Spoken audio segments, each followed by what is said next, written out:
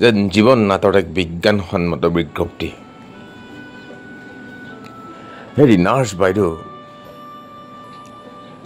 বাইদেউ, মোৰ শিশুটোৱে দুদিন ধৰি মাকৰ গাখীৰ খোৱা নাই। চকু হালধীয়া হৈ গৈছে, ওৰে ৰাতি কান্দিছে। কি কৰিম কওক? কি ক'লে? গৰু গাখীৰ খুৱাই দিব লাগে। কেই চামুচ? 3 চামুচ। কিন্তু জণ্ডিছ হৈছে যদি চাওক, চকুকেইটা হালধীয়া হৈ পৰিছে। এবাৰ চেক কৰি ICUত ভৰাই দিয়ক না।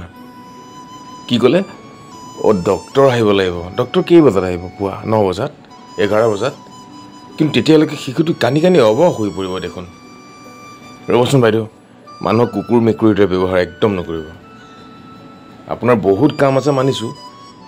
গোটেই ৰাতি আপুনি মোবাইলত হাঁহি কল কৰ্মৰ্দন কৰি আছে দেখিছোঁ। কাণত হেডফোন, পুৱাৰ আগত টোপনি। আপুনি সদ্য ভূমিষ্ঠ শিশুবোৰৰ কান্দোন কিয় শুনা নাই? চাওক, এবাৰ জণ্ডিছ হৈ যাব পাৰে। মোৰ প্ৰথম সন্তান। মাকক চাওক, চিজাৰিনৰ জুলুঙাই দি চিলাই দি তেজ বিৰিঙি আছে। ড্ৰেছিঙৰ প্ৰয়োজন হ'ব পাৰে। বাইদেউ, মাকক কি ক'ম আজি? বাইদেউ, মই যিবোৰ কৈ আছোঁ এই কথাবোৰত আপুনি অকণো মন কাণ কৰা নাই, অন্যমনস্ক। আপুনি আমনি পাইছে কিয়?